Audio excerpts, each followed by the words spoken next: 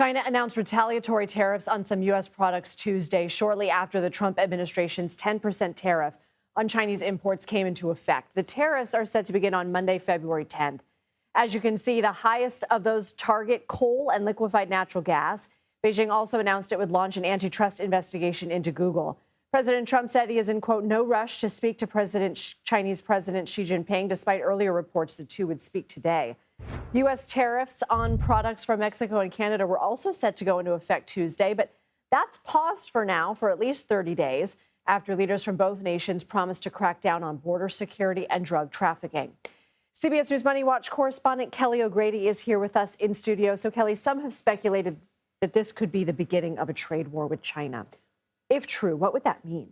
So I would say that this is the first parting shots, if you will, the first battle. Whether it turns into a trade war, we'll have to see. But I do want to remind us all that we have seen the Biden administration and China also exchange barbs over the last few years. So this is more of a continuation, just more the first part for this administration, this new administration.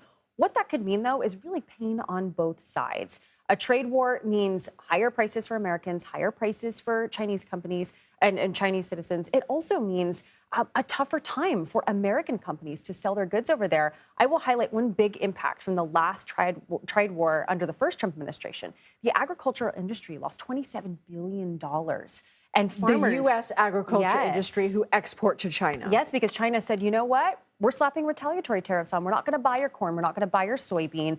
And the U.S. government had to provide a lot of aid for those farmers. So that's just one example of something that we could see happen. Is agriculture something that's been targeted yet, or that's potential? That's what you're watching for? Not yet. Okay. That's a big one that we're watching. They did target farming equipment, but that's different. Okay, let's talk about the two sides then. How big of an impact will this have on U.S. businesses and consumers that import and use Chinese products, but also on the flip side, how will this impact American businesses that export to China? Okay, because so of the retaliatory tariffs. Exactly. Let's start with the imports. Yes. You're going to see higher prices. It is only a 10% tariff. We were originally looking at something like a 60 or 100% tariff.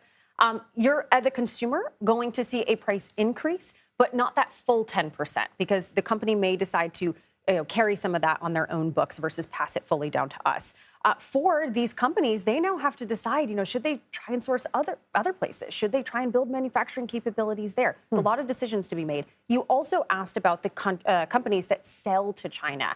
The retaliatory tariffs that were put on today, I would not say that they have much bite, a little bit. They targeted industries that the U.S. doesn't sell a lot. We don't sell a ton of crude oil to China. I'm not saying nothing. We don't sell a ton of farming equipment.